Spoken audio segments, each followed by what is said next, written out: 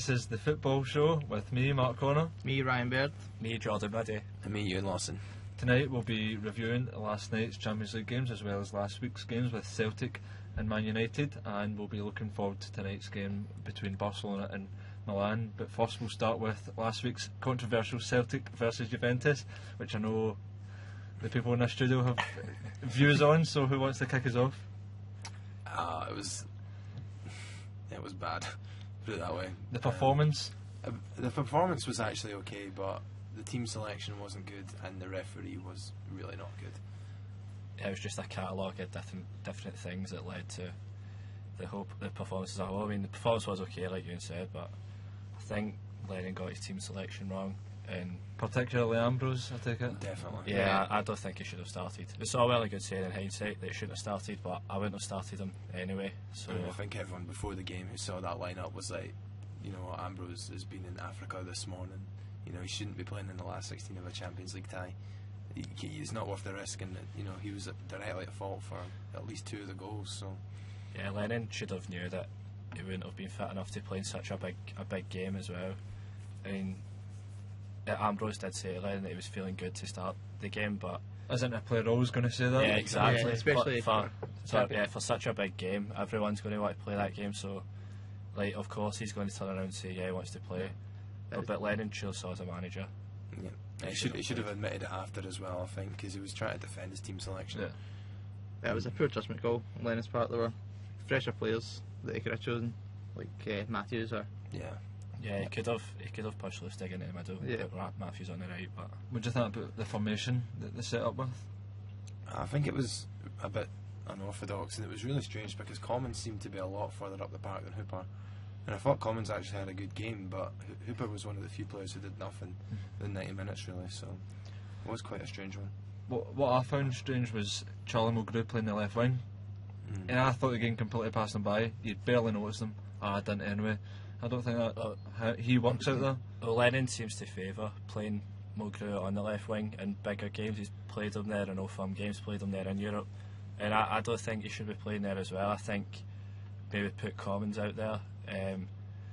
He tends to play Mulgrew at the back during the SPL games, so if he's confident enough with Mulgrew, then surely he should be playing him in the big European games. But it shows that he maybe doesn't have the confidence in him as a centre back to play him in the European games, which is why he puts him in the left mid. What do you think about Hooper playing up for himself? I think it was a mistake. I mean, the team was definitely set up to be more attacking than I thought it was going to be, but I think if they were going to play like that, they should have had a bit of backup and a bit more strength up front.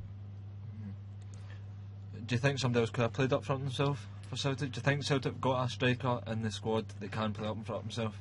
I think if they wanted anybody for that game, it would have been Samaras, and he was obviously injured. But when you look at the rest of the players in that squad that play up front, I mean, you're never going to play Miku or Lassad from the start in that game. And I don't think Anthony Stokes, he's completely unproven at this level, so, playing him would have been a big gamble. So, I mean, like I say, you really would have wanted Samaras in there, and if he's not there, there's not really a lot of options that Neil Lennon had, I think Joe Ledley should have started in the middle of the park, because especially with Samaras out of the team, he brings a lot of the height towards Celtic's play for set pieces, and Ledley is a guy that who can get his head onto crosses. I think they were missing that. You didn't see Hooper getting many headers or Commons get many headers. So. It's a smaller Celtic team than what they used to have. Like the Martin O'Neill team, big team. But we'll move on. You're dying to talk about something else from the game, I'm sure. The refereeing decisions. How bad was the referee? Take out what happened in the box at corners. Did they really have a bad game, the referee? I think he did. I mean, it seemed to me like, we've kind of got used to Italian teams and Italian players really pushing the ball out when it comes to, simulation and stuff like that. And they fooled them every time, and, it was just... Would the result have been different? None of the goals were particularly from bad decisions. That's the thing. I think that the referee performance is kind of overshadowing what the real problem was, and that was the team selection was wrong. But, I mean, we definitely should have had a penalty. There was a lot of times where they got free kicks that they never should have had, and I mean, you can always, it's all ifs and buts, but you never know what what kind of impact that might have had.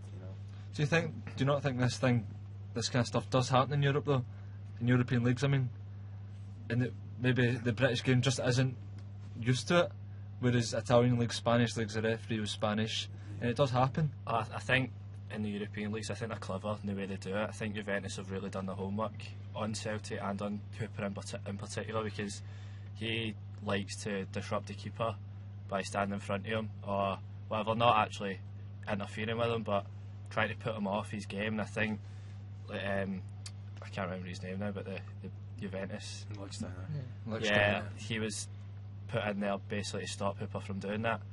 And I suppose from their point of view, he did a brilliant job of doing that. He done his job right, I suppose. But I think it was heavy-handed in some of his holding of Hooper. I mean, at one point he pulled his shirt off, I think. So I think Celtic fans should feel aggrieved that they didn't at least get a penalty from the game. But like I said, it does kind of overshadow the poor selection from Lennon. It's definitely. I can see why Celtic fans are angry at it, but I just think they are making a big deal of it. If the game had been nothing each, it probably wouldn't be a big issue. If Celtic had won, they wouldn't have been moaning, obviously. But I think Celtic fans are looking for a reason to complain because the result was so heavy, especially at Celtic Park. They're not used to it. Yeah, a big defeat. That's exactly what I mean by the overshadowing. Yeah. I think a lot of them were reluctant to admit that Neil Lennon did get it wrong, and it probably would have been 1-0 had Ambrose not been playing at worst. Stuart Dougal was interviewed and he said, if you watch it closely, what Lichtsteiner does is he holds them until the ball's in play, because when the ball's out of play there can't be a foul, and then as soon as the ball is kicked, he lets go, which means there's no foul. I think he did well in that sense, because he was agitating strikers and getting them annoyed and getting them to lack concentration and focus. So although he was manhandling the players, it wasn't committing a foul, which was clever. Mm-hmm.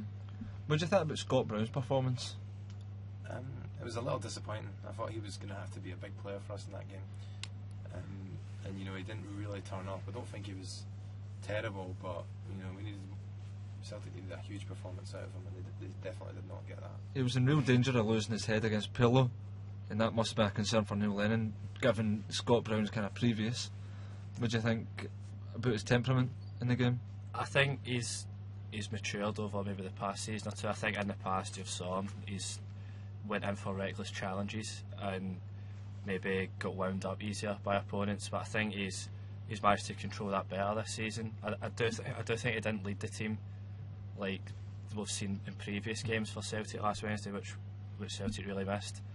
But I think obviously his job was to control Pirlo, which is a very tough job. I think any midfielder would find it tough. And it was close to kind of losing his head a couple of occasions, but I think from that point of view it was pretty good for Celtic that he didn't get sent off, because it could have been even worse. So final word on it. 3rd of March, I think the return leg is. What do you think will happen? Samaras hat-trick. I think it'll probably be a dull 0-0 affair. I think what Celtic fans will be looking for now is that we go out in a high. They go out and produce a good performance, maybe score a goal or two for the fans, because it's been such a tough emotional journey getting here that they don't want to just go out in a whimper or go out on a heavy defeat. They want to go out with a bit of pride, so I think that's what Celtic fans will be looking for now. I think Juventus won't push as hard as they did. I think they'll play well and they'll keep Celtic in check, but I think a 2-1 Juventus. I think 2-1. I think it'll be a draw. I think Celtic can get a draw out of it. Score draw? I think score draw, yeah. And you think nothing each? I'm standing by nothing each. I hope I'm wrong. I hope it's a spirited Celtic performance, and even a 1-0 win I think would be a massive result. Yeah, it'd be great for them. The fans would have a great time. Really, that's what it's all been about this season in the Champions League. So we'll move on to the other big game last week, Manchester United Real Madrid. A great result by all means for Man United, but what did you think of the Real Madrid performance? Poor performance? I thought it was quite poor. I was unimpressed by Real Madrid. They're known as basically one of the biggest teams, maybe up there with Barcelona and Bayern Munich. And I thought in the final third especially, I thought they were really poor going forward. I was expecting a lot more from them. I thought Ronaldo was pretty quiet.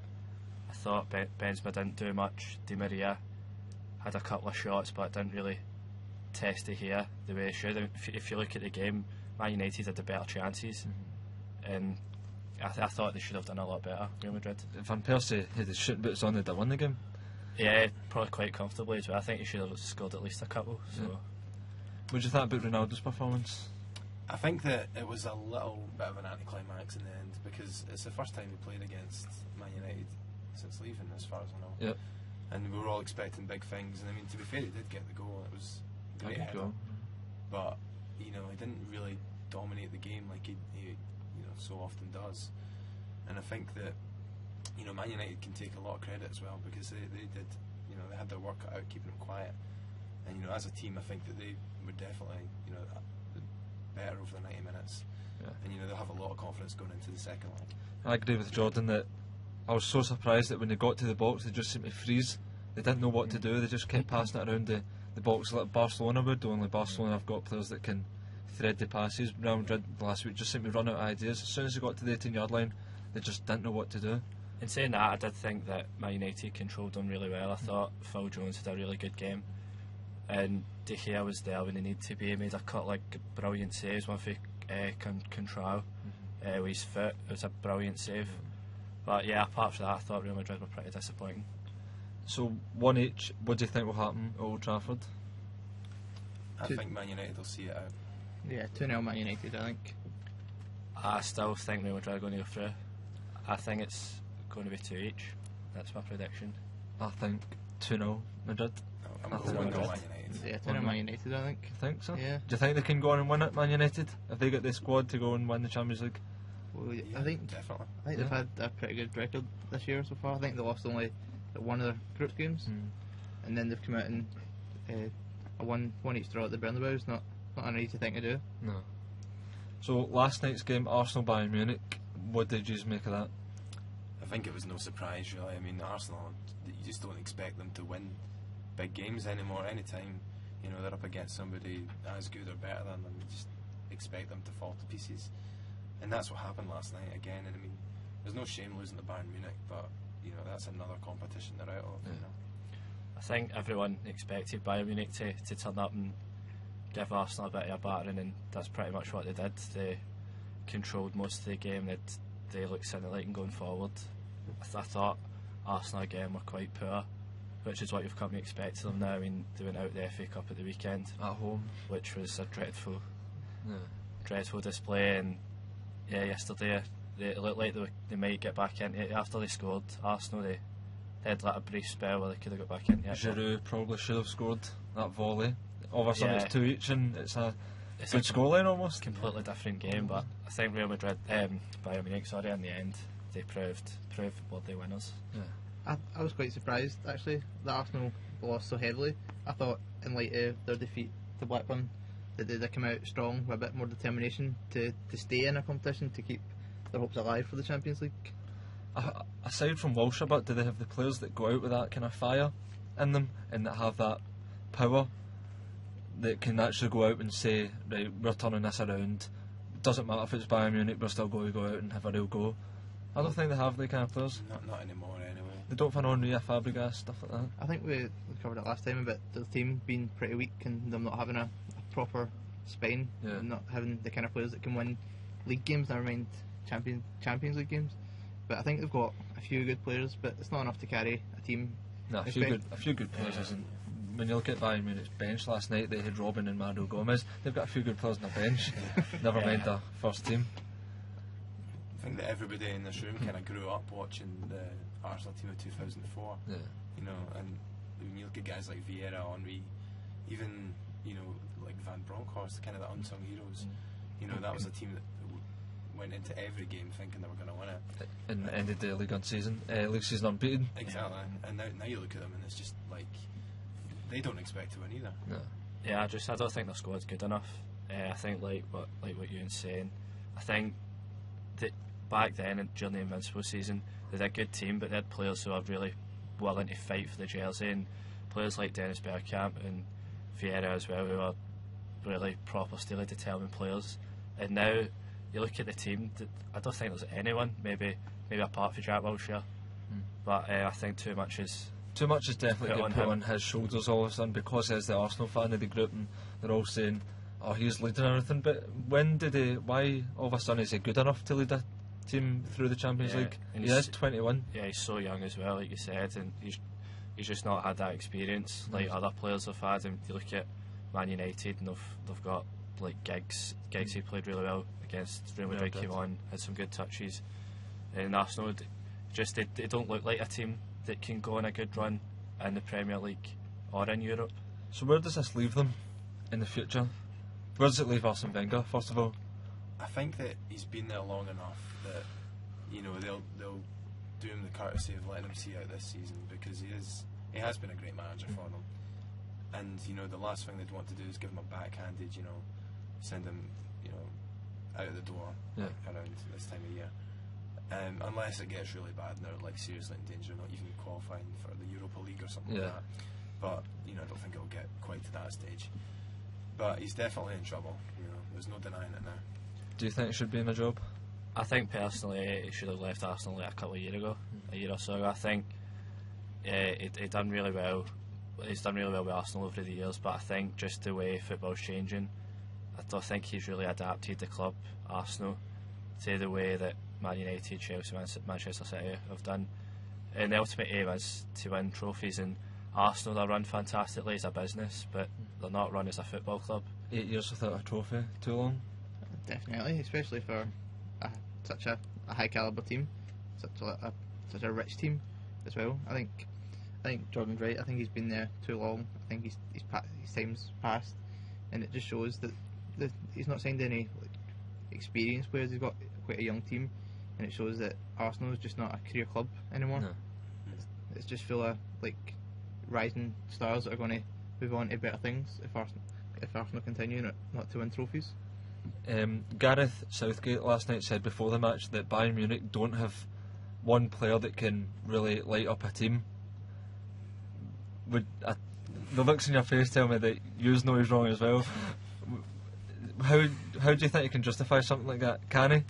I've actually not heard that statement. I think it's a ridiculous statement. I think they've got half a team who could light up. Yeah, I'm a big fan of Bastian Schweinsteiger. I think he's a fantastic player, and I think he could pretty much go into any team in Europe and dominate the midfield the way he does Bayern Munich. I mean, they've players like Ribery and Robben. I don't know how he can justify saying that players that even Mandzukic, I thought he played really well last night. Thomas Müller got the second goal. Tony Kroos, Philip Lahm from defence can light up a game. That's probably just shows why Gareth Southgate's not a manager, to be honest. It's the first time I'm hearing it as well. It's just ridiculous. I mean, it honestly sounds like he's just better. It seems like oversimplified to say that, but I mean, you know, as Jordan's just rounded off all these names of world-class players, and he's just disregarded them. It's really a bit stupid. It's kind of typical English media. The English media seem to be surprised at how badly Arsenal done last night, and that's what surprised me, because at no point have Arsenal shown this season that they could beat Bayern Munich. Bayern Munich, a team that before last night hadn't conceded since the 14th of December. They haven't been beaten since October. They've only been beaten once this season, that was it. And all of a sudden Arsenal should be beating them.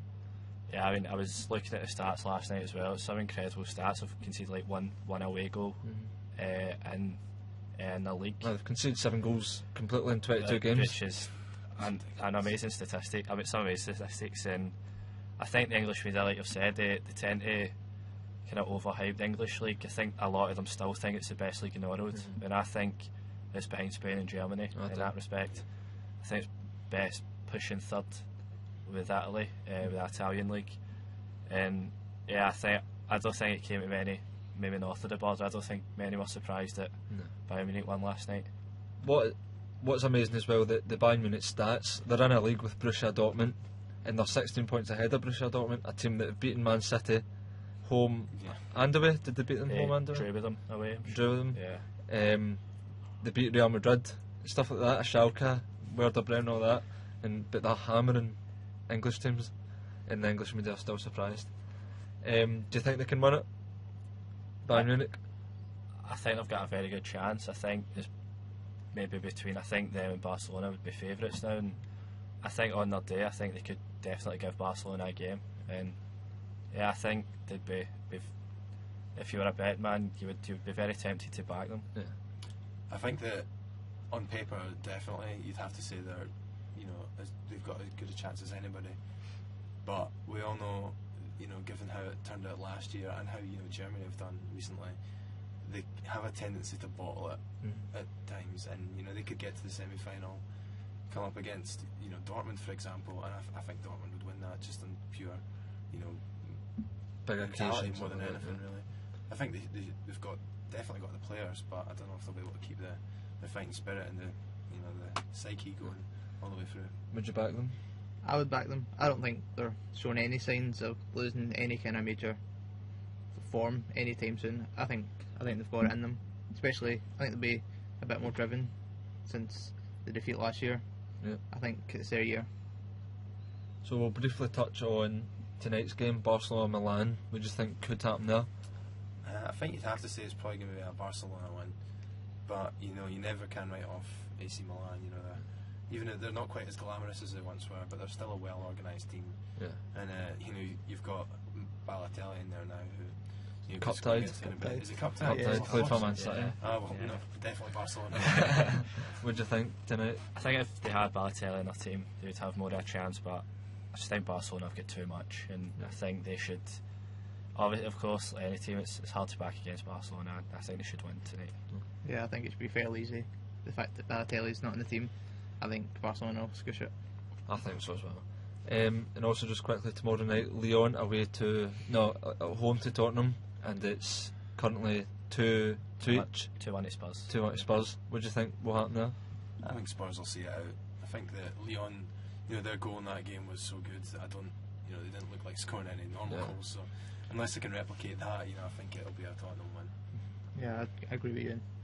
I think it's going to be an interesting game, but I think Spurs, I think maybe sneak a draw. I think they should see themselves through. I think Lyon will turn it around. Do you think so? Yep. And Newcastle, nothing each at home to Victoria Plaza. Is that right? Is that who they were playing? No, it's I'm sure it was Sparta Prague. No, it's Chelsea. Yeah. Metalist. There we go. Yeah. So nothing each at St James's Park. A poor Newcastle team this season. Do you think they'll go through? Yeah, I think they'll sneak a goal and take it. I think. Yep. I'm not actually sure how many of their new signings can play tomorrow, but Metalist are actually a decent team. I'm sure they finished top of the group in the group stages, so I think it'll be a tricky game. I think Metalist will go sneak it. Yeah? Yeah. I'd agree with that. I think going to Ukraine will be pretty tough, and there's a lot of players in that Newcastle team that might not fancy it, and a big trip, yeah, hostile exactly. crowd. For the Europa League, a lot of them don't take it seriously. I think it'll be a Metalist win. And I suppose a lot of them might be focusing in the league. Yeah. With how badly they're doing, Yeah, because I they're think not so completely clear, I don't think, No, they're of still- relegation. I think they're just a few points above Aston Villa, who are just out of the relegation zone. So. Yeah. And what's the final game? The Chelsea-Sparta Prague. Chelsea 1-0, come back to London. Do you think they should finish I that have to off? say Chelsea will probably see that out quite comfortably. They should do, but the way Rafa's been going this year, Especially at home. a team of inconsistency, Chelsea, but I think they should win that game. So that rounds up our predictions for tonight, and we'll review tonight's games next week. From me, Mark Connor. Me, Ryan Baird. Me, Jordan Ruddy. Me, Ewan, Lawson. We'll see you next week. Bye bye.